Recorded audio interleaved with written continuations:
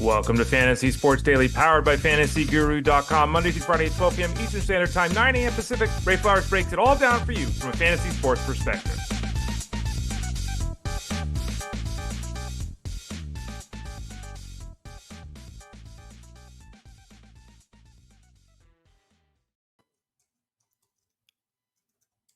Hey there, everyone. Ray Flowers of FantasyGuru.com. As you heard there on the intro, hope you're doing well here on this Thursday in the 7th week of the fantasy football season.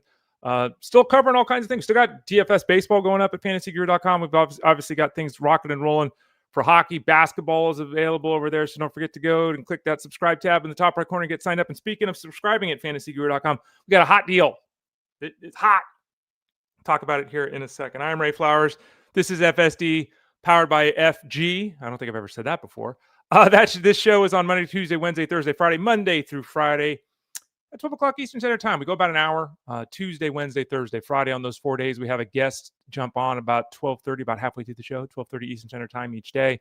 After you watch this show in the morning, hopefully you're heading over to FantasyGuru.com for about an hour, because at 2 to 5 p.m. Eastern on SiriusXM Fantasy Sports Radio is the Elite Sports Show with Jeff Mans. So listen to the show in the morning, take a little break, read some articles, check out the rankings, get in Discord a little bit over at FG, and then tune on SiriusXM Fantasy Sports Radio from 2 to 5 p.m. with Jeff Mans Monday through Friday.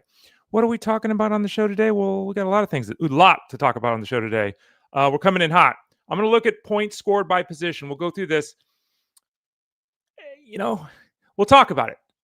Are players ranked appropriately? Are there players you should be concerned about? And this is something I write about every week in the Coffin Corner article at FantasyGuru.com on Fridays.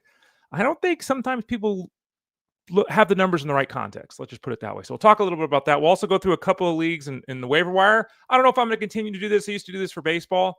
It's after the fact, so I don't know if it helps. I do have a league that still runs waivers tonight, so maybe some of you are still in scenarios like that. So we'll talk a little bit about the waiver wire. And then in about 25 minutes, we'll visit with Tyler Buecher, some Week 7 storylines, the return of Rashee Rice, maybe the return of Terry McLaurin, what's going on with Diggs, DK Metcalf, Jakobi Meyers. Is Jordan Whittington now a thing?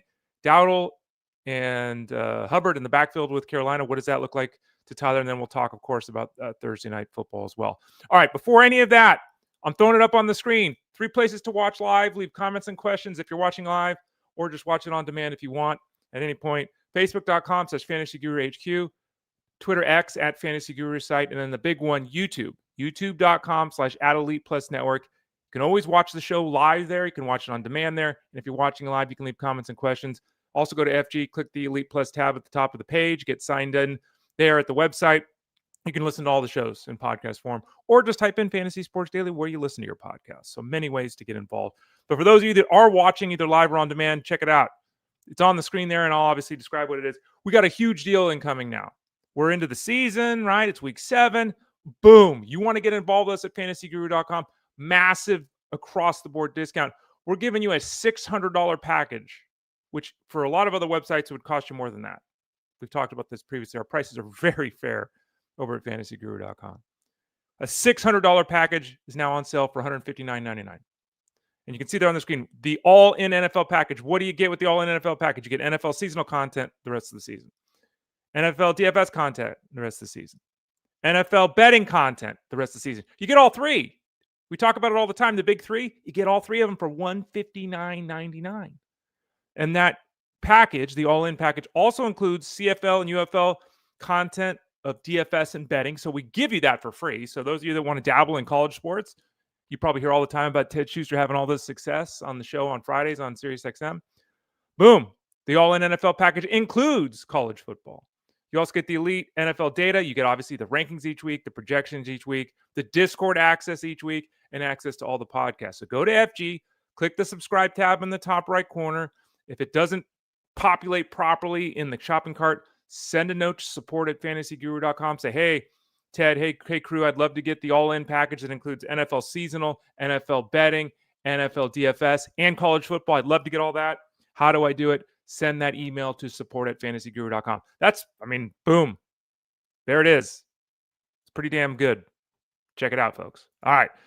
Let's dive in here. And I'm just here. Ethan's just here to see my air vent. Well, Ethan, you had it there. Now you don't. I took it away from you. You think I'm a terrible person. Yeah, I'm pretty bad. Okay, you're welcome. Thanks for putting the show together always. You bet it. Happy to help out. Kyle's saying yo. Ethan saying yo. Everybody here. Fred, I see a question for you. We'll hit up your questions if you're still there later when we talk to Tyler Buecher. All right. Throwing it up on the screen. Let's talk some. And this is kind of small, I know, but we'll go through this here. The bottom line is this. There is a perception a player is good or bad.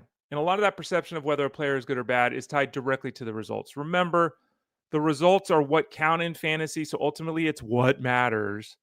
But also remember that the fact of the matter is that the process, if you do it correctly on a consistent basis, that will lead you to success. Sometimes you make the right decision. Sometimes the process is correct and the results just don't match that. Don't change the process unless you're doing the process wrong, right? Once you get the process locked in, and that's identifying matchups, identifying the health of players, looking at the weather, looking at game flow, looking at game script. Tyler Buecher writes about this stuff every week. Following the rankings, setting depth charts, all the things we talk about here on the show. Once you get that set in, sometimes the results don't match.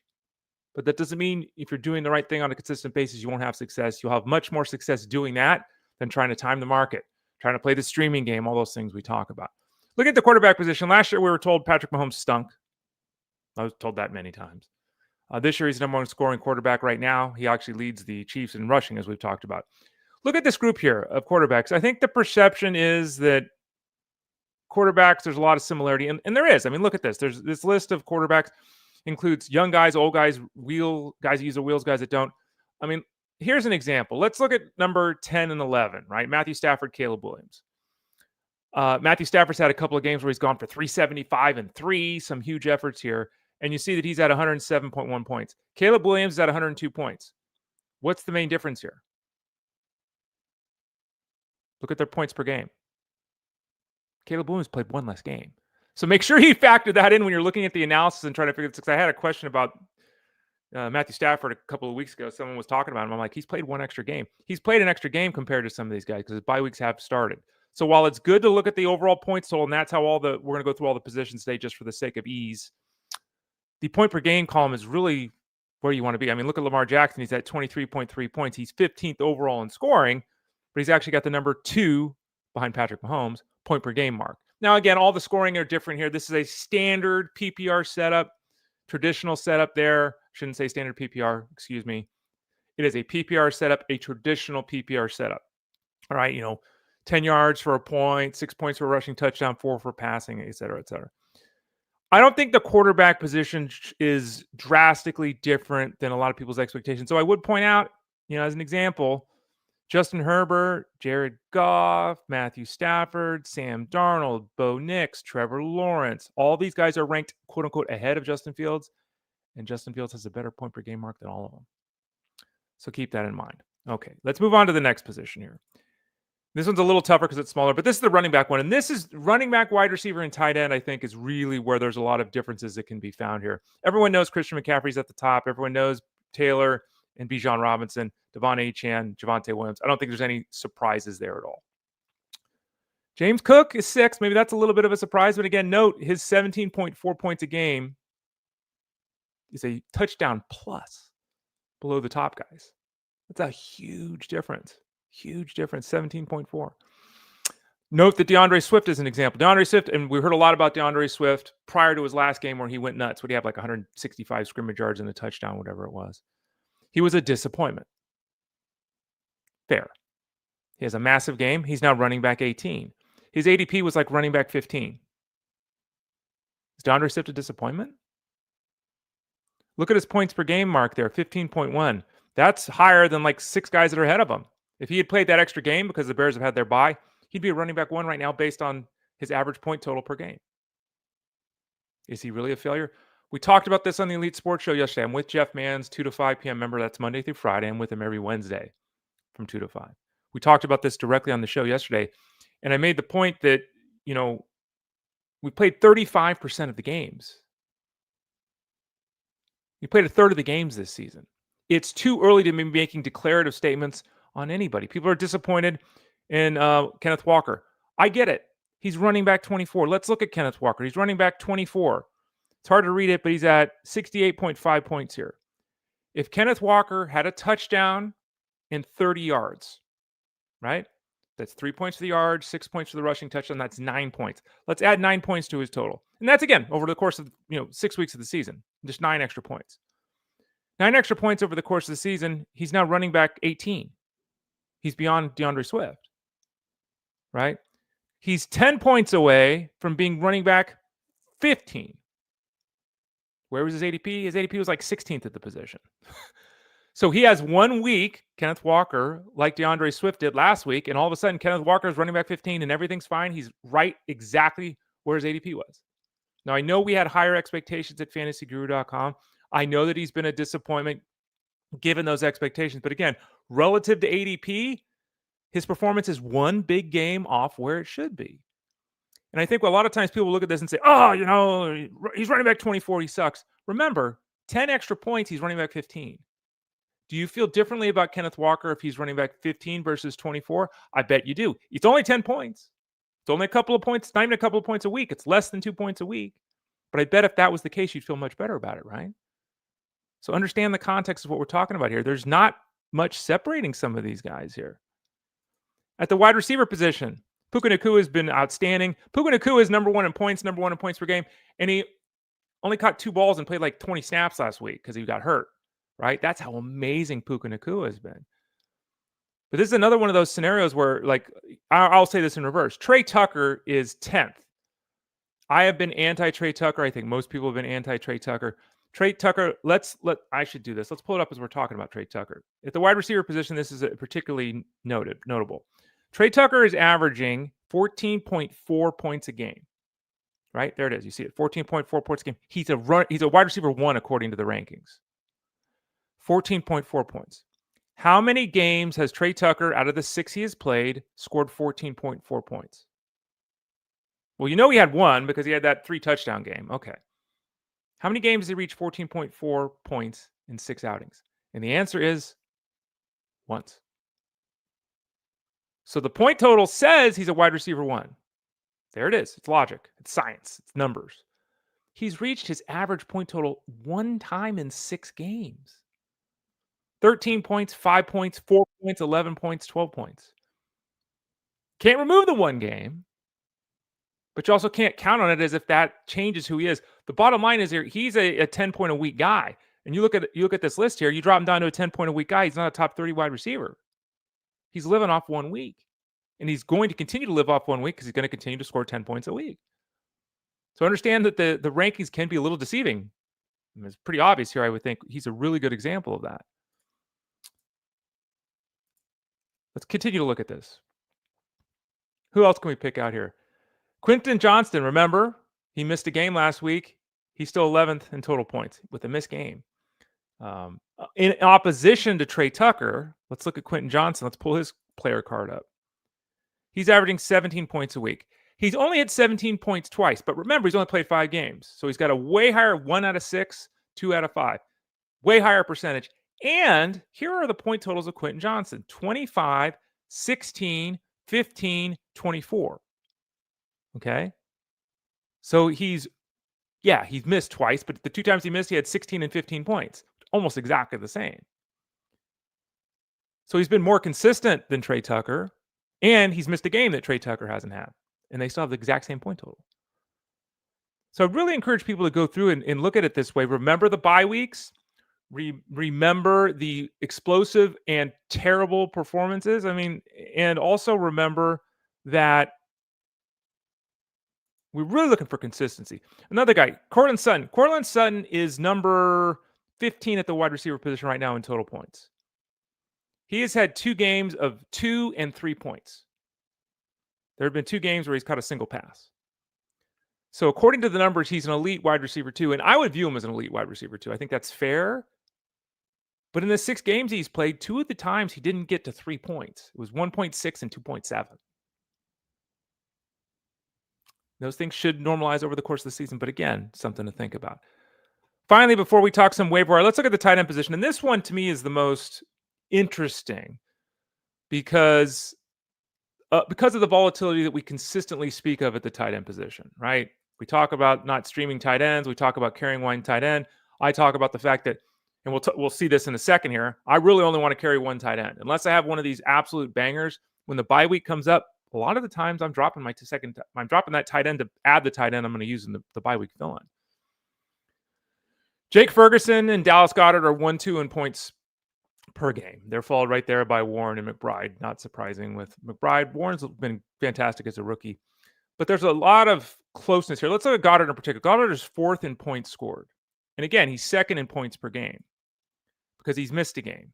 Dallas Goedert has been extremely consistent on a weekly basis. 11, 10, 20, 11, 26.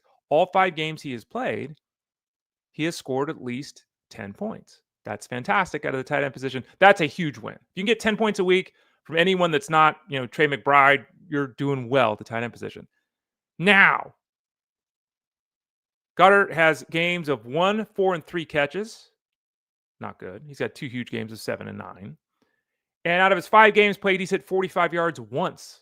One time. It's all been about the touchdowns. He's got 4 touchdowns here, or 5 touchdowns here the last 4 games.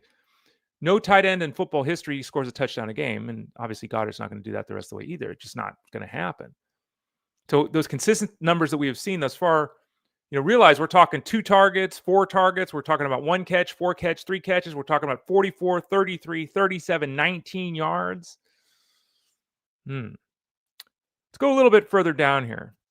AJ Barner is tight end 11. Just let that marinate for a second. AJ Barner. You know how many points AJ Barner had in week 1? He had 1. You know how many points he had in week 3? He had 3. Again, it's all about the tight ends. This guy has 2 of his 6 games under 3.5 points in a PPR setup. He has 4 of 6 games under 35 yards. And he has 1 game all season of 4 catches. It's all about the touchdown. And again, he scored 4 touchdowns the last 5 games. It's all about the touchdown. He's not involved in this offense. He only has 1 game this season where he has more than 3 targets. And he's tight end 11. Oof. I mean, right? Look at these numbers. Zach Ertz, 59.2 points. Give him 10 extra points. Spread out over 5 games. He goes from tight end 13 to tight end 7. That's it. Mark Andrews, who sucks, who everyone hates, who either scores a touchdown or doesn't do anything, like these guys we're talking about.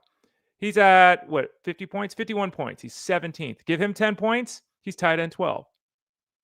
10 points over 6 games is less than 2 points a week. 1 single catch by Mark Andrews for 8 yards a week would move Mark Andrews from tight end 17 to tight end 12. He would go from a mid-level tight end 2 you don't want to start to, guess what, a tight end 1 in a 12-team league. Is there really any difference here? And the answer is there's not. So hopefully you'll do a deep dive in the numbers when you get an opportunity to go look at your league scoring. I think it's interesting to note that a lot of times here, the expectation/belief doesn't really match what's actually going on the field. Again, I'm Ray Flowers of FantasyGuru.com. I'm here Monday, Tuesday, Thursday, Friday. Justin Fensterman is here with you on Wednesdays. I'm not here on Wednesdays because I'm with Jeff Manns on SiriusXM on the Elite Sports Show. This show is 5 days a week at 12 o'clock Eastern Standard Time. We'll talk to Tyler Beaker here in a few minutes because it's a Thursday. We talk to him every Thursday here on the show. Let's move to some FAAB stuff. And I'd love to hear your comments if this is good or not, if you guys like this or not. Again, we do this in baseball. I don't know if it's something that we'll continue to do in football or not. But 2 leagues to look at here. One, the Elite Listener League. So some of you here today might be in that league. And then the SiriusXM Host League. So the SiriusXM Host League is the first one we're starting here. 12-team league, super flex, $100 to spend. Let me pull this up real quickly to verify that. I think we might have 2. Do we have 2 flex spots in this league? So 12 teams, $100. Super flex league, SiriusXM Host League. Let me pull it up. Team, here we go. No, we only have 1. Okay, so traditional setup. Just adding the super flex here. Wendell Robinson was added for $22 with a drop of Troy Franklin. Robinson, I'm kind of surprised someone didn't own this guy because, again, he's a wide receiver 3. His floor is really high. He catches 5 passes like every week. He, much like Tucker, though, has had a couple of spike games, and the rest of the time has been 8 to 12 points a week. He's just an 8 to 12 point a week guy. That's just who he is. I don't think those big games are going to be very frequent. They happen, you get a broken tackle, missed coverage, But Wendell Robinson, he's a safe wide receiver 3 in a 12-team league. If you need a safe, and his name came up multiple times this morning, do you need a safe 11 points a week? If you do, he's a good option. If you're looking to actually make a move to improve your wide receiver core, Wendell Robinson doesn't really do that. Jordan Whittington went to Jeff Manns for 17 of the $100. He dropped Josh Palmer. Josh Palmer hurt on a bye this week. Totally understandable why Jeff would make this move. I personally bid on Jordan Whittington in multiple leagues. I'm much lower than this. I'm in the 9 to 13% range. We'll see the next league he was also added as well. Remember that. I'm in the 9 to 13% range. Both leagues, if I'm not mistaken, have price points above that. We don't know for certain if Nakua is going to miss the game this week for the Rams. He probably is. We don't know how much time he's going to miss if it's beyond this week. We just don't know. What we do know is that I'm getting calls on – today is Thursday, right? Yeah, I'm getting a call in a day. It's supposed to be a Friday. Sorry, my phone was ringing. Whittington is going to be the number 2 wide receiver from all intents and purposes. Atwell's trending toward health, yes, but Atwell's a guy that's a speed guy, a deep guy stretching the defense. Whittington's the big guy. We saw a huge increase in his targets, in his snaps and routes run last week.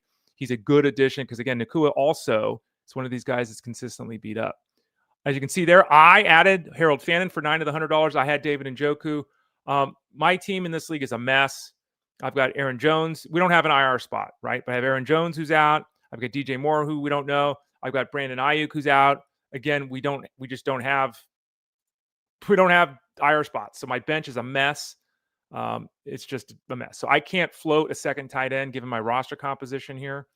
So I dropped Njoku, went to Fannin. I'm just going to plan on starting Fannin the rest of the way, and I'll get my 9 points a week and be okay with it. I'm not looking for Fannin to be a top 5 tight end. I'm not looking for him to explode. I'm not looking for him to see 10 targets a week like he did last week. But if they throw the ball as 50 times like they did last week, and Njoku's not playing, at least in the short term, we could get some solid PPR work out of Harold Fannin. Tajay Spears was added for $8. Hassan Haskins was dropped. That move makes sense-ish. Spears is certainly appearing to be more usable right now in a PPR setup. But that's just a terrible offense. Is just awful. I mean, I don't want to be invested in the Titans offense. It's awful. Kayshon Boutte was added for 7. Ryan Flournoy was dropped. Good move there. Fine move. Fine price point. Boutte's had a bunch of huge games here going back to the end of last season. He's also had games where he hasn't been part of the offense. Drake May is spreading it around. Everyone's involved. Boutte, is he the number 1 there over Diggs? I'm going to say no, but it's a hell of a lot closer than I thought it would be. Totally fine adding him at this price point. I like it at that price point, in fact. Jalen Coker for 5 with the Keon Coleman drop. I talked about Keon Coleman so much. Continue to talk about Keon Coleman all the time. Keon Coleman went for 8, 112, and 1 in week 1. That hasn't done squat since. I don't think he's had 35 yards since week 1. I'd have to check that, but I don't think he has. I'm fine making the move to Coker, though. A second, third option in a passing attack with Carolina. He's hoping to be Wendell Robinson. I don't know if we can even get there. Luther Burden for 2. I would have taken the shot on Luther Burden for 2 if I needed the wide receiver. If I had the space and I wanted to do $2 there. We talked about Burden. I said that, Burden needs an injury to step forward. DJ Moore's got the groin, was in the hospital. He's released now, but we don't know if he's going to play this week or not. We don't know how serious this injury is or isn't. I think Luther Burden's an excellent addition at $2 out of 100. And then Tez Johnson for $0, dropping Mac Jones with the assumption that Brock Purdy's going to start this week. That's a little aggressive because, again, Brock Purdy may not start this week. And this is a super flex league, so that's a little aggressive. Not a move that I would really recommend in this scenario. Adding Tez Johnson for a 0 price point is fine. It's interesting in a super flex. Next up, the Elite Sports Listener League. Jackson Dart was added here with Kyler Murray dropped $251 out of the $1,000. 12-team PPR setup here. Super aggressive move to get Jackson Dart, and I'm fine with that with Kyler Murray. Kyler Murray's got the foot issue. We're not sure he's going to play. Same time, Jackson Dart faces the Broncos this week. That is not a good matchup. Maybe he runs a lot because of the pressure, and he runs for 75 yards and a touchdown. Everything's okay. Maybe the Broncos smash him, and he throws 3 picks and throws for 119 yards.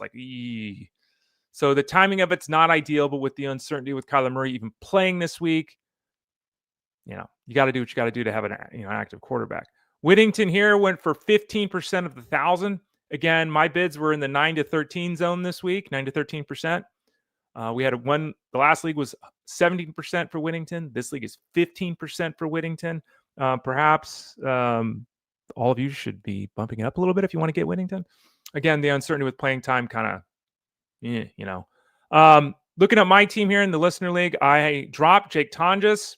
It sounds like George Kittle's going to return this week. If he's back, Tonjes obviously has no role in this offense. I added Michael Meyer. I spelled it wrong. For $39. Am I expecting great things? No. But he did go 550 and 1 last week, right? And it does look like Bowers is again going to miss time.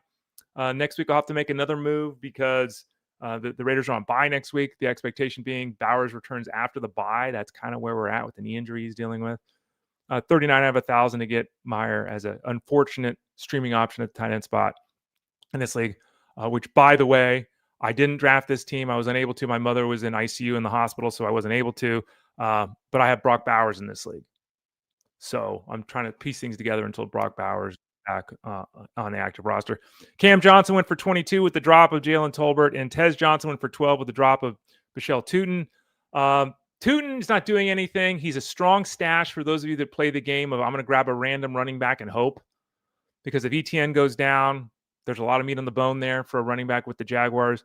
If I had Tootin on my roster and I had ETN, I'm not dropping him. If I didn't have ETN on my roster and I have that last spot you want to roll the dice on, I think he's a good roll the dice guy on. I understand why he was dropped here. Tez Johnson, Cam Johnson, $12 and $22. Obviously very low in the 1,000 people just hoping, Jalen Tolbert again. You can't use Jalen Tolbert, especially with CeeDee Lamb back. So 2 solid moves there to round out the roster. All right. So there we go. That's the waiver wire edition here of the show, talking a little football waiver wire. But it is a Thursday. And every Thursday we talk to our man, Tyler Beaker of fantasyguru.com. You can find him in the Discord room all the time answering questions. You can find him often on the live stream, seasonal live stream on Tuesday nights at 7 o'clock Eastern Standard Time.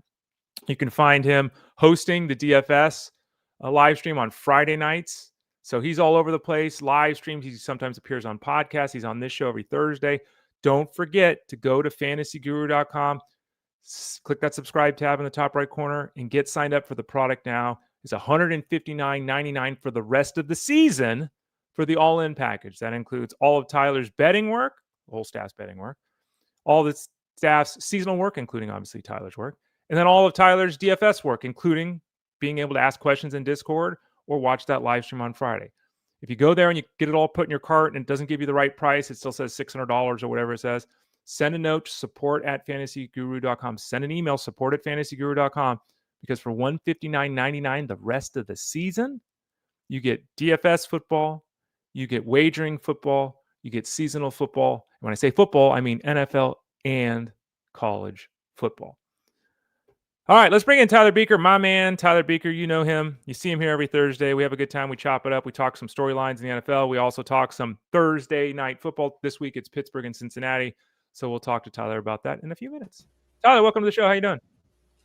Doing pretty good, Ray. How are you doing over here? We're doing all right. Busy, lots of things going on. Phones ringing, trying to do this and that. IMs. It's so funny. It's like everyone knows what I do, but it's like I don't feel like anyone knows when I do it. So it's like anytime I'm on this show or on SiriusXM, my phone explodes for some reason. And it's like I'm only on an hour here or 3 hours with Jeff. Like there's a whole day you can call me basically from 7 a.m. and I'm up. That happened to you too? Kind of when you're in the middle of something, that's when everyone wants to talk to you? Yeah, but I also feel like we are workaholics with our jobs where it's almost all hours of the day I'm working. The only time I'm ever not is whenever games are on because we're observing. But that could still be penciled in under work. But yeah, I feel you there. So again, Tyler Beaker joins us every Thursday at about 12:30 Eastern Standard Time. Lots to talk about before we get to that Thursday night football game. Tyler, I thought we'd start out with some of the bigger storylines at the wide receiver position. Rashee Rice, all signs point to him being active this week in his return from suspension. We're hearing good reports with Rashee Rice. Health-wise, he's in good shape. He's been around the team, all that kind of stuff. Who is Rashee Rice moving forward? And who loses at the wide receiver position with the Chiefs? Because if he's coming back and taking 7-8 targets a week, they're being taken away from somebody else.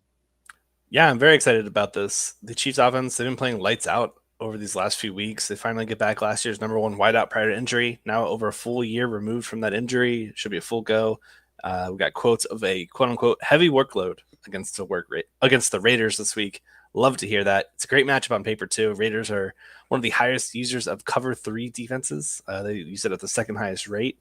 On a small sample last year, Rashee Rice against cover 3, a 40% target per out run rate, a 4.12 yards per route run rate, a 42% first read rate. I'm starting him everywhere I drafted him. He's likely going to be in my DFS lineups. The players that get cut in terms of the volume that they were seeing are most likely going to be Juju and Kelsey to a certain degree, with Rice being a 60-40 slot guy, perimeter guy. We'll see how those rates go here in 2025, but I'm expecting them to be featuring Rice early and often in this matchup. I'm very, very excited for him. I think this is a good week to go heavily on Chiefs in DFS. We were talking a little bit of DFS before you brought me in here. I think I'm going to be talking about the Chiefs pretty often this week. Understandable. Patrick Mahomes, the leading rusher of the Chiefs as well. Two things here. Terry McLaurin, I mean, we're still waiting for Terry McLaurin of last year to show up. It looks like he's trending toward playing this week, but we still don't know for certain. What are we doing with Terry McLaurin? If he's out there on the field this week, do you have to start him, number one? And number two, this continues to come up day after day after day in Discord over at fantasyguru.com. People trying to trade for injured players, thinking they're getting a bargain or a deal. Specifically, what does Terry McLaurin look like this week if he plays for you? And secondarily, what's your appetite for making trades to add players that have been or are injured? I'm getting the same messages and DMs about should I trade for player XYZ because they're banged up. No. I generally don't advocate trading for injured players. Let's start with that conversation first. Okay. It's just not something that I typically recommend. Getting tongue-tied today. Normally because there are a lot of variables outside of our known sphere of the recovery timeline. Are there going to be any setbacks? Are they going to draw the same volume and same workload pre and post injury? Generally, these are situations I tend to avoid. But if you're kind of fleecing the other person and you just have to ride a 0 for 3 weeks, I'm okay with that as well. So I'll do it from time to time. I don't want to say I fully abandon it and become a little bit hypocritical, but you've got to be winning that trade in order for me to accept that. Speaking of injured players, Terry McLaurin coming back after a multi-week injury. Cowboys are a fantastic matchup. They are the get-right spot. This is your medicine, Terry. Let's hope you can get out on the field this week, giving up the most schedule-adjusted fantasy points to outside receivers, 7th most of the slot. So no matter where McLaurin lines up, he's in line for a good spot. Dallas is really, really bad against the pass guys. I got to go through some stats. They're top 5 in completion rate allowed, passing touchdown rate allowed, yards per attempt, and passing yards per game. I think this Commanders game is going to shoot out. It's got a 55-point game total. That's absurd. We've been looking at 48, 49 as a typical slate high these first 6 weeks. Week 7, we get a 55 banger. This one should have a lot of points here. So if McLaurin goes, you're starting him, but he may not be a full route participation guy. Could be 60, 70%. For that reason, I'm probably going to put him in the wide receiver 3 bucket, but with some upside. Tyler Beaker of fantasyguru.com. Another wide receiver. This one's Stefon Diggs. A little bit beat up. I don't think anyone's concerned about his availability this week, but he's had a couple of huge games the last 3 weeks. Last week, the numbers were bad. We've all talked about the fact that there's some phantom OPIs called on him. He should have had at least another 50-yard catch. He got a 50-yard penalty or 60, 70, whatever the hell it was on Demario Douglas, who could have another score. It was a rough week for Diggs, but it wasn't as bad as it really looked on paper. The question is, who is Stefon Diggs now? Because, you look at the numbers, Tyler, and he's under 25% of the air yards. He's under 25% of the target share. The volatility, he's kind of up, he's kind of down. But then you look at, his yards per route run, and it's huge. Because he's just not playing the snaps that we're expecting him to play. Who is Diggs / Buecher? How are you actually looking at that? Because Drake May's playing great football, but he's also doing the thing we hate, which is spreading the ball around. Yeah, a little Josh Allen-ish here when you throw in the rushing element too. Let's start with the run game for New England. 32nd in EPA per rush, 32nd in rush success rate. That's a big reason why this passing attack's taken so much flight. They are just clicking on all cylinders because they have to. Now they are 7-point favorites against the Titans. Most teams are just going to run the ball against a squad like this in this kind of game environment. Mm-hmm. I'm not expecting the Patriots to do that. I'm expecting them to lean on Drake May in this short area passing attack as basically an extension of the run. And we saw Diggs enter the season banged up. I mean, beat reporters said he was fantastic in the summer. We still saw 40 to 60% route participation weeks 1 through 3. Weeks 4, 5, we finally saw the light click on in terms of a lot of usage, a lot of production. Week 6, I'm just chalking that up to that OPI. We still saw like it was a great matchup. Drake May still ended with like 250 plus passing yards, 3 passing touchdowns. Should have had that 4th one, but it was called off due to penalty, like you just mentioned. So I'm still very, very much in on this Patriots passing attack, and I'm still very, very much in on their wide receiver 1, Diggs, who had a 40% target share weeks 5 and 6. Weeks 4 and 5. Week 6, he had the 3-catch game. But I think this is a Drake May hero cape matchup where we just see him lean on his big guy here on the outside here. Let me just go over some stats. Opposing perimeter wide receiver 1s, Cortland Sutton, Devontae Adams, Michael Pittman, Nico Collins, Marvin Harrison Jr. They've all gone for 75 plus yards and or a touchdown against this defense. The Titans are without their cornerback 1, L'Jarius Sneed, not practicing early in the week with a quad injury. I'm very eager to go right back to Diggs after the quote-unquote disappointing outing because of what we saw the 2 weeks prior to the dud. I think that's more indicative of what they want to use here in New England. And the efficiency marks may not be there, but I think that's more of when you look at it from a season-long lens rather than just the zoomed-in last 3 weeks lens. Tyler Beaker of FG joins us every Thursday at about 12:30 Eastern Standard Time. We go about a half hour or so. We'll answer some of your comments and questions here in a few minutes. Let's go over to the Pittsburgh side of things. And we've got a scenario in Pittsburgh, which is very much like the scenario with the Jets. Everyone loves Garrett Wilson because he's the only game in town. He's hurt this week. We don't know. Josh Reynolds is hurt too this week, so this could be really bad for the Jets. But Garrett Wilson, is the number 1 guy in this offense. He gets the targets. We play him every week. We feel great about it. We have DK Metcalf with the Steelers, and it's the exact same scenario. It's only one guy that really catches passes at the wide receiver position. DK Metcalf is a monster physically. He's been a very productive player thus far. He scored in 4 consecutive weeks. And he's got a better passer, right, in Aaron Rodgers. But the volume is not anywhere near what it's like with Garrett Wilson. Who is DK Metcalf the rest of the way? Is he just a wide receiver 2? Is there potential for him to be an elite wide receiver 2? Is he a wide receiver 3? I mean, you look at these games, Tyler, 4, 3, 3, 5, 4. He's our number 1 guy, but last week we saw it with Rodgers. Rodgers threw like 10 passes to the wide receiver position out of the 30 passes he threw. He threw everything to the tight end and the running backs. Yeah, I'm going to kind of tiptoe here on my answer because I was kind of very sheepish on this guy all off season because of this exact situation. Right. I did not expect a lot of volume, and volume drives everything in fantasy football. So what we really need here are big plays. The good thing with Metcalf is he is a big play savant. We saw it last week.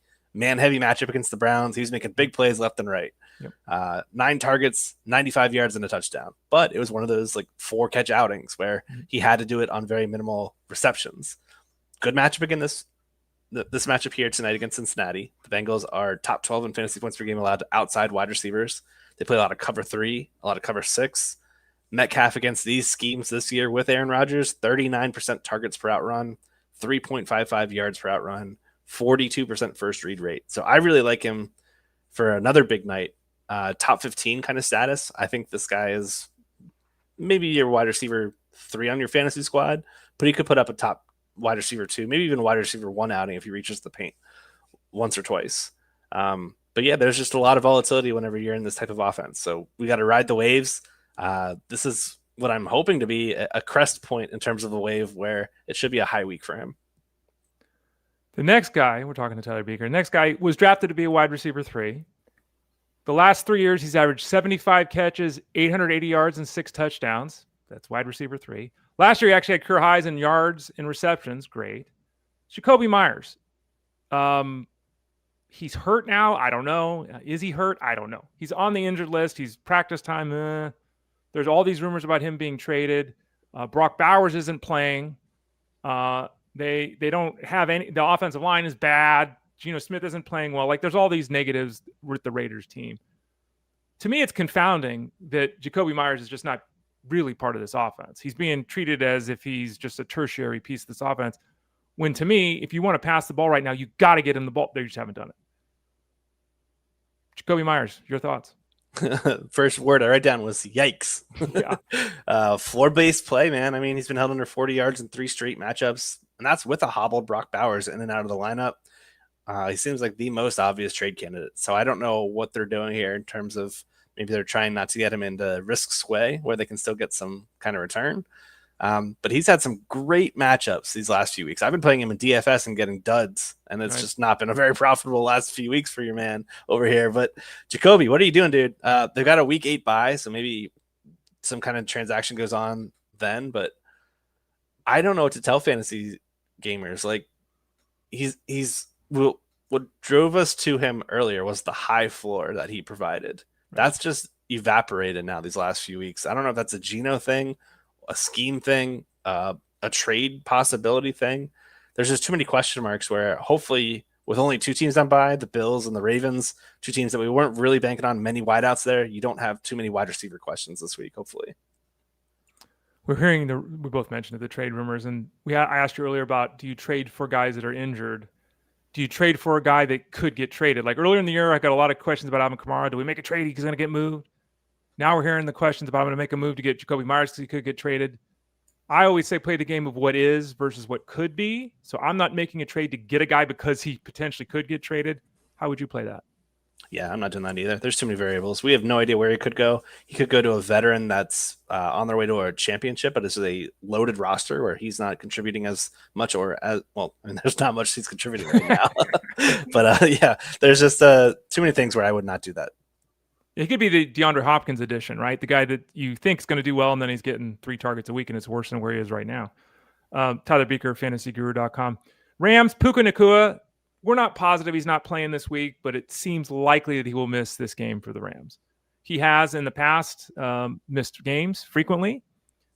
He is constantly beat up. I've joked about it. He's almost in the blue tent every game he plays. Like he's constantly on and off the field. So, there's concerns here, but he's been phenomenal. He's been absolutely fantastic. And what we do know, unlike so many of these other teams, Matthew Stafford's going to do something, and that is he's going to identify his top couple of targets, and every pass is going to the top couple of targets. That's how it's been for his entire career, right? There's always somebody in a Matt Stafford offense getting 10 targets a week, it seems like. Puka's out. Obviously, Devontae Adams is the one. We all know that. But what about Jordan Whittington? He's got the size. I know the team likes him. We saw his participation really increase last week when Puka Nacua went down. He's the obvious fill-in. It's not Tutu Atwell. It is Jordan Whittington. We just talked about some FAAB expenditures. We saw a couple of bids in the 15 to 17% range, which is kind of aggressive for me since we don't know how much time Nacua is going to miss. What are your thoughts on Jordan Whittington, who seems to be walking into a spot where we're talking about a significant workload potentially? Yeah, I mean, we just saw the Seattle Seahawks throw all over this Jaguars defense. The Rams are going to play them now in London this upcoming Sunday. I like the spot for Devontae Adams specifically. Tutu banged up as well with a hamstring injury. He did not play last week. And then you throw in Nakua's injury. With them also having a week 8 bye, it makes all the sense in the world to hold Nacua out of this London matchup, lean on Whittington this week, which again seems like a 1-week rental. I wouldn't be dropping 15% of my FAAB on him. I thought he was a 3 to 5% kind of guy where he's just kind of a get you by if you are battling injury, or if you're battling, maybe if you have Nacua itself, he could be just the one for one replacement. Right. I mean, we saw this defense for the Jaguars give up big plays left and right last week, so there is some reason for some optimism here. And this Rams passing attack's been firing on all cylinders. Jaguars are kind of a pass funnel where you want to attack them through the air as opposed to the ground. And Whittington has flashed from time to time, just hasn't been a very consistent role that he's had. So I'm very comfortable with him as like a flex should Nacua get that scratch ruling that we are all expecting. But I'm not spending 15% FAAB. I'm sorry, guys. I said I was like 6 to 9%. So I was a little higher than you, but still single digit percentage. Tyler Beaker of FG. One final question to ask you about before we talk Thursday Night Football. The backfield of the Panthers, one of the biggest topics going. Some people trying to parlay Dowdle's success into a trade. Some people holding on thinking they got a league winner moving forward. Your thoughts on how this is going to go? I've shared my thoughts multiple times on the show this week, which is basically, they're going to split this backfield. Dowdle's done too much to not be involved, but they didn't give Hubbard $32 million to have him lose his job to a guy that no one else wanted this offseason. I think it's going to be a split backfield. That's my feeling. What about you?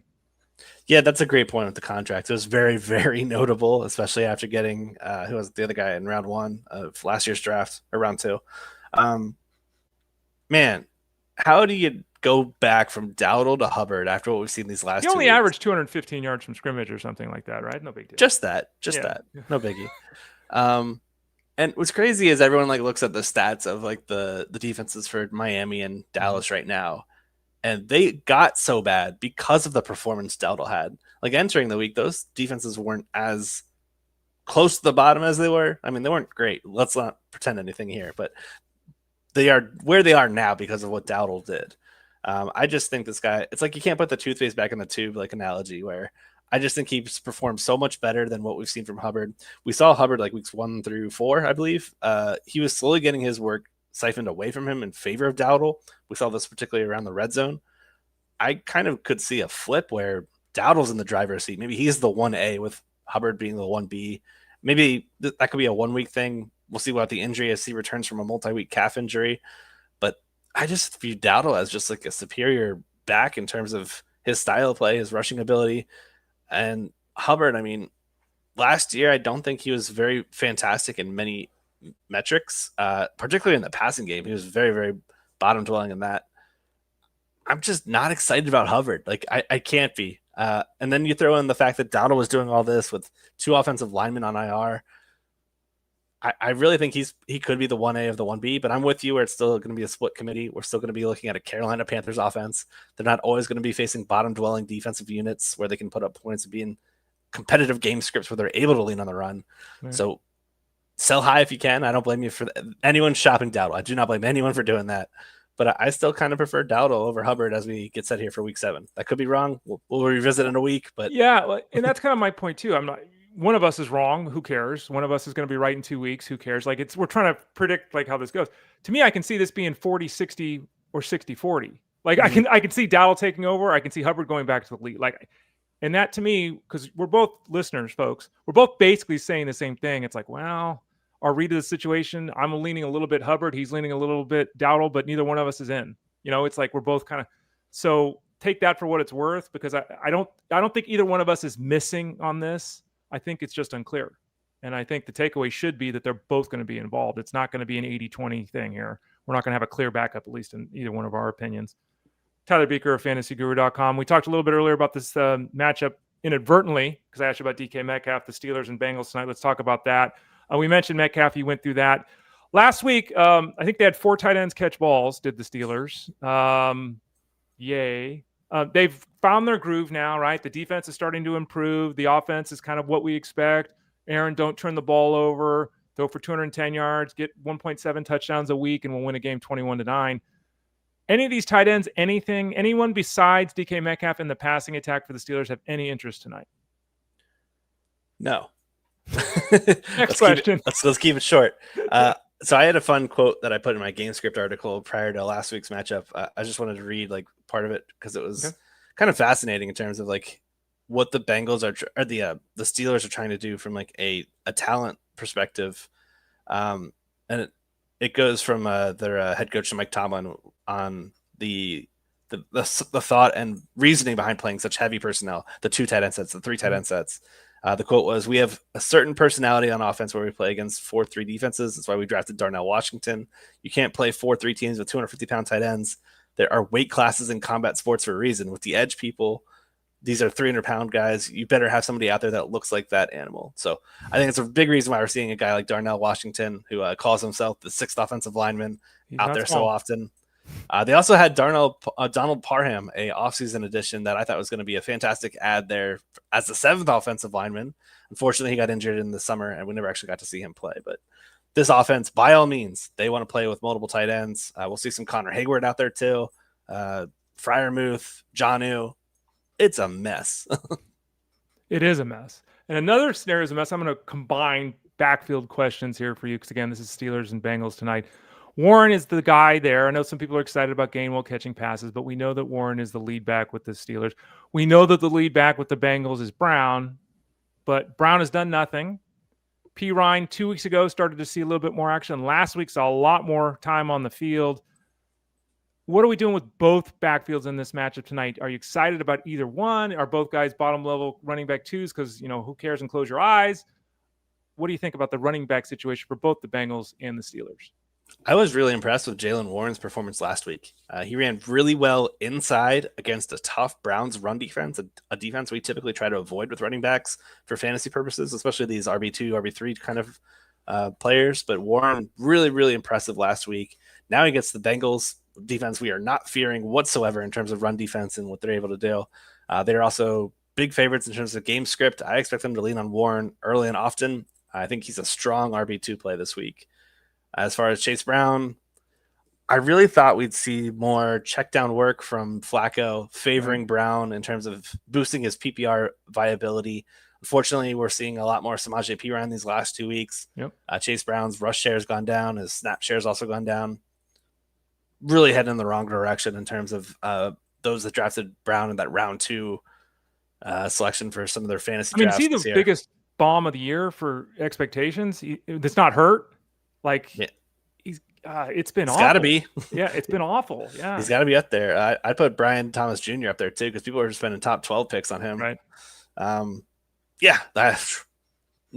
Okay, we can move on. We don't need to say anything positive. Okay. We have nothing positive to say about the Bengals rushing attack here. I will say the Steelers run defense is not fantastic. They've been better in previous years. So this could be a spot where maybe we see like a sporadic breakaway run. This offensive line, bottom dwelling in yards before contact per attempt, they are just not giving their backs a chance, and the backs are subsequently failing. What about the passing attack, Tyler, with the Bengals? Obviously, Joe Flacco started under difficult circumstances, didn't even have a week with the team last week. Jamar Chase did his thing. T. Higgins showed up. Hey, good. T. Higgins finally had a little bit of a pulse. Andre Yosavash dropped like 14 passes. He had a terrible game. At the tight end position, Tanner Hudson's been declared out. Mike Gesicki's been placed on the injured list. We know Flacco likes to target a tight end, but 3 of their tight ends aren't even active anymore. It's going to be Fant, Sample, and Cam Grandy if he's active. Talk us through the passing attack here. What do you like? What don't you like with the Bengals against the Steelers? Yeah, there's a great site called Next Gen Stats where they chart and track a lot of advanced stats. I'm sure you guys have heard of it. It's referenced pretty frequently when you guys watch some of these games.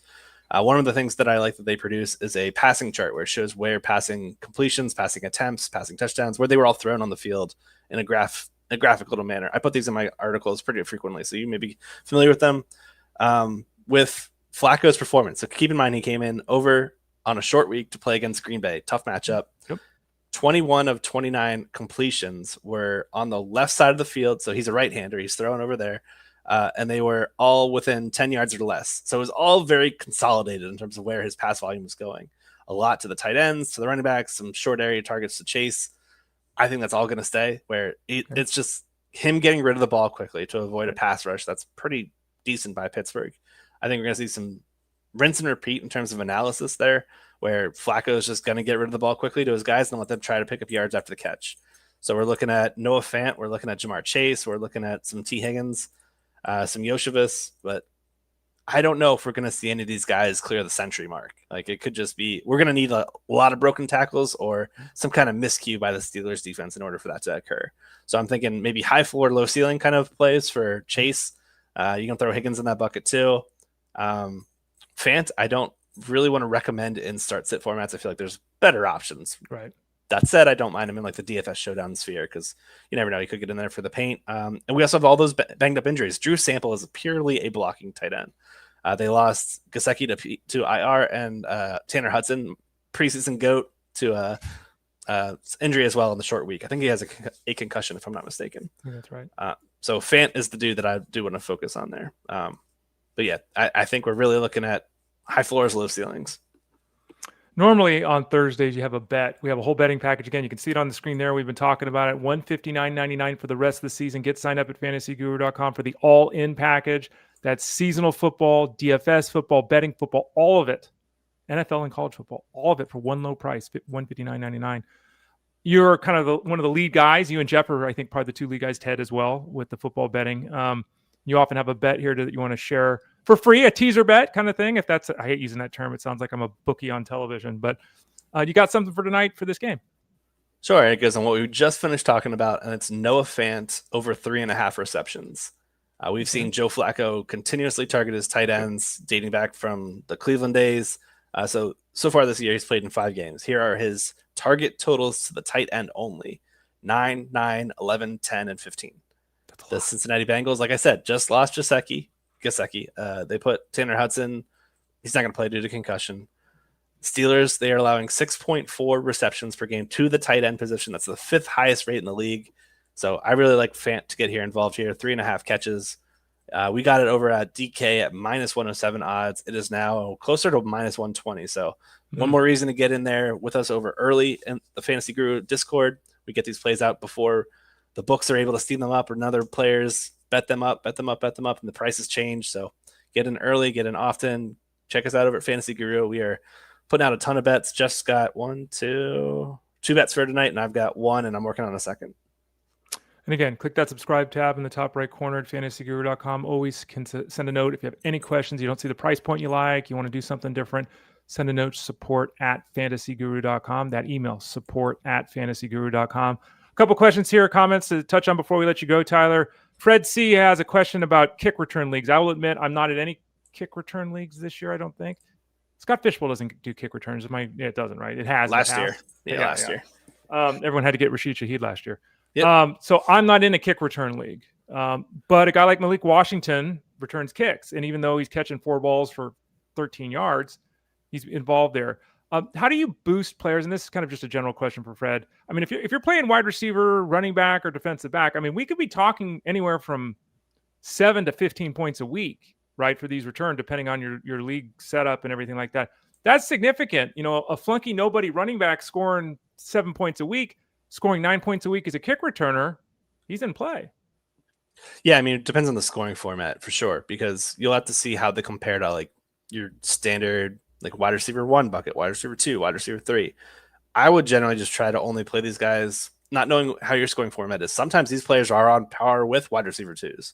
So I don't want to give a blanket answer not knowing your scoring format, but I would certainly be far more open to using these guys once we hit bye weeks, which we've got 2 right now. We've got 2 teams on bye this week, Buffalo and Baltimore. Next week, we've got 6 teams on bye. So it might be a great week to use one of these guys as one of your flexes, or maybe your wide receiver 3, depends on your scoring format again. But that's generally when I would really only play these guys, just because I feel like there's higher ceilings and more predictable ceilings in formats where we've got the typical traditional scoring at wideout. Stephen T's got a question, of Monday Night Football quarterback question. Streaming this week, Sam Darnold, who's been terrific. CJ Stroud, who hasn't been terrific, but last time out was terrific. Stroud or Darnold in this matchup between Houston and Seattle? Man, great question. I think we really want to wait for the injury report, because Seattle had multiple cornerbacks and secondary members missing these last 2 weeks. They do get the extra time here with the Monday game, so an extra day to get recovery and everything. But I'm really going to wait for that answer, because I think this is that close. Should we get ruling that Witherspoon, Julian Love, those types of guys are ruled out, I will lean Stroud. Stroud's coming out of the bye. They've got an extra week to prepare. They are going on the road to play in Seattle, though, so we'll have to keep that in mind. But should Witherspoon return, I'm going to pivot and just play Darnold at home. I think the Seahawks passing attack has been nothing short of marvelous. Darnold is up there in terms of the league leaders in EPA per pass and pass success rate so far this year. Wild thing to say. It's even better than last year. It's pretty close. Yeah. I mean, he went for 4,300 yards and 35 scores last year or something like that, right? It's been crazy. We are looking at a fantastic performance. He is firing on all cylinders in Clint Kubiak's system, where they have gone away from the run and they are just really leaning on this passing attack, and it's working. And there are plays he's left on the table too. I was watching that Jaguars game really closely, and there were multiple options where he could have had, I don't know, a 350 game, a 400-yard game. Like, one of these big outings is about to happen for Darnold, and we saw it happen 2 weeks ago against the Buccaneers, the 400-plus game. I could see another one any week now for him. Picanto 80's got another interesting question that I see come up a lot. Injured guy to injured guy. You know, we're talking about, do you make moves for injured players? We got Chris Godwin. Like dropping Chris Godwin in a 16-team league on the surface sounds like a bad idea. Belcanto then says they have a short bench. Okay, so it's more like a 12-team league. Okay. Do we make a move to Jennings? I mean, Jawan Jennings, according to Jawan Jennings, half his body is broken. He's on the injury report for shoulder. He's on their injury report for ankle. He claimed last week he has 5 broken ribs, which I called shenanigans on. If he has 5 broken ribs, he's not playing football. But anyway, his body is broken. But it looks like he's going to be active. We're still not certain who his quarterback is going to be this week. It looks like Brock Purdy, but you make this move, you drop in Godwin to add Juwan Jennings. You know what I would do? I feel much more comfortable in start-sit formats with guys like Godwin and guys like Jennings over someone like Christian Watson, over someone like Blue. I'd rather go that route in terms of my drops. I'm assuming you need Whittington this week, which is why you picked him up or have him on your bench right here. But that's how I would pursue this. I'd be dropping Watson or Blue and not drop Godwin, who I think will be, once he returns to action, a player you'd want to put into starting lineups. Ethan B's got a question, which he admits it's too early to ask this question, but here we are when they like to play games in foreign countries and do all kinds of fun things like that. It's too early in the week to know with DJ Moore. We don't know if he's even going to play. We have no clue with DJ Moore. We should obviously get much more clarity before the Sunday game and all that kind of stuff. So as of right now, if you had to make the call, Moore or Whittington, I think you have to go Whittington. But again, we don't know Puka Nacua for sure. So talk us through this one. There is no answer. Ethan admitted it. I'm admitting it. You'll probably admit it too, Tyler. Yeah, we are in wait and see mode here. I really don't believe Puka's going to play. But yeah, set your alarm. Remember, inactives for every single game, whether they're in London or your random Monday Night Football game, they're announced 90 minutes before kickoff. So you have plenty of time to make these kinds of swaps. Set an alarm. Do what you got to do. Fantasy football is cutthroat. But I think I'm leaning towards DJ Moore over Whittington. Should Moore get back to practice, should Moore log anything more than a limited session, then we're very confidently going to Moore. But if it's all limited sessions, it's probably going to be a little bit closer. Here's another follow-up question with Moore and Puka again, and I just want to let Slim Shady and everyone know this. The rankings come out. We can't take everyone out of the rankings that is bruised or beat up or's got a boo-boo. There'd be 9 people in the rankings, okay? So when the rankings come out, because you all want rankings on a Tuesday, which is ridiculous because there's no reason to have rankings on a Tuesday, because you all want Tuesday rankings, Jeff puts the rankings out on Tuesday, and he has to do things like include players like Puka Nacua and DJ Moore. He has to, right? So when you ask this question, where would these guys rank? We'll know where these guys rank because on Friday when he updates this, when we have the information, you'll have your answer. So I would say it this way, right? I'm not going to ask you, Tyler, where do these guys rank, Whittington or Burden, if you had to make a move. But let's assume that Burden and Whittington are starting because Nacua and Moore are out. In that instance, would your lean be for Burden to be starting or Whittington to be starting for your team? I'd prefer to go Burden, actually. I think Whittington would probably be the safer floor play, but I always play for upside, and I think Burden has that higher ceiling. We have yet to see, I think, a 50-yard outing from Olamide Zaccheaus, who he and Burden have been fighting for snaps. Right. We may actually see Burden play better as flanker, like taking over DJ Moore's role, where he could be a bit more in that vertical capacity, where that's where he did pretty well during his time at Missouri. So I'm going to go Burden here. I think he's the more fun play, the more exciting play. I will say look out for weather in that game too, because I believe the Chicago Saints game is supposed to have some weather that greatly impacts that, as well as the Miami-Cleveland game. That's another weather game to keep an eye on, just FYI. But Burden over Whittington for me. Yeah, good news is the LA game is the foreign game, so that's the early game, and then Chicago plays at 10. So this is all early stuff, so we should hopefully know pretty early in the day. Eric, I asked a question. We don't know if Ridley and Bowers are out. It looks almost, I would say it's almost certain Bowers isn't going to play. My lean at the moment is that Ridley doesn't play either. The Titans offense is pathetic anyway. If we had to if both those guys are out, Iomanor or Mayer, I'd go Mayer over Iomanor. His early season connection and usage has dwindled as the time has gone on. We haven't seen him step forward even when Ridley's been dealing with things. I agree with you. And they also draw the Patriots this week. The Titans play the Patriots. Patriots are among the league's most man-heavy defenses, and Caleb Ward against man coverage, 37.5% completion rate. He is just not completing passes there. So if we get Ava Manor going up against Christian Gonzalez, which I'm expecting this matchup to be the majority with Ridley out, I'm not expecting Ridley to play. I thought I read Ridley's injury could have been a multi-week injury I think it's a hamstring, if I'm not mistaken. Yeah. And Bowers with the bye coming here in week 8, I do not see that playing. I picked up Mayer in several leagues for that exact reason. 550 and 1 last week. I think that we could look at something very similar for Mayer again here in this matchup against the Chiefs.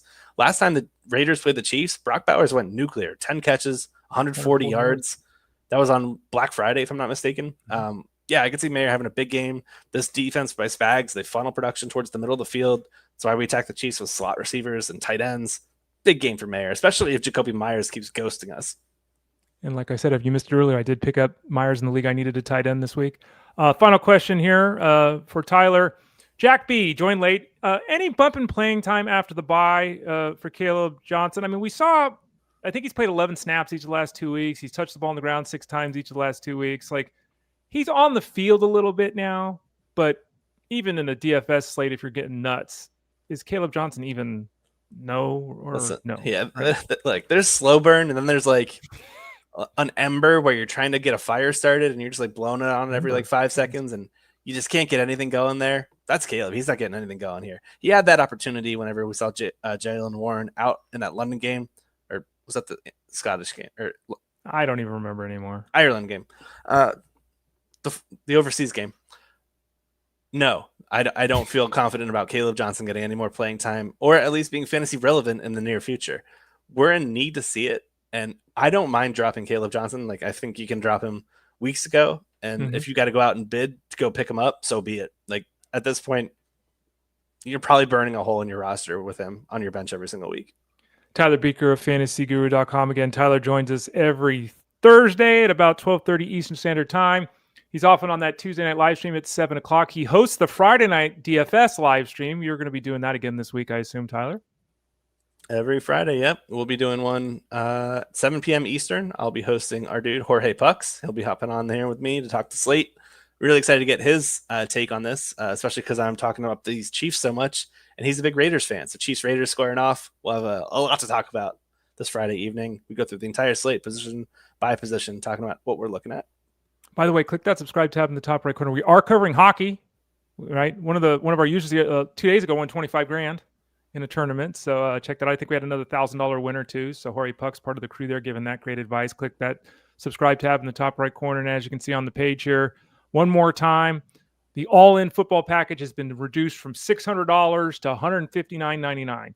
That gets you all of our seasonal content, all of our DFS content, all of our wagering content for both college football and the NFL. All of it, one price, one package, all the Discord rooms, all the rankings, all the bets, all the plays, all of that. Click that subscribe tab in the top right corner, or send a note. Send that email to support@fantasyguru.com, support@fantasyguru.com. Tyler, as always, been a pleasure. Thanks for hopping on today, sharing the knowledge, and we'll do it again a week from now. All right, sounds good. Thanks, Ray, for having me, and good luck, everyone, this Thursday night. You can find Tyler all the time. Read his articles at the site. Hit him up in Discord. You can find him on Twitter X @Tyler Buecher. For Tyler, I am Ray. We'll be back here at 12 o'clock Eastern Standard Time tomorrow for Fantasy Guru's show, Fantasy Sports Daily, Monday through Friday at 12 o'clock Eastern Standard Time.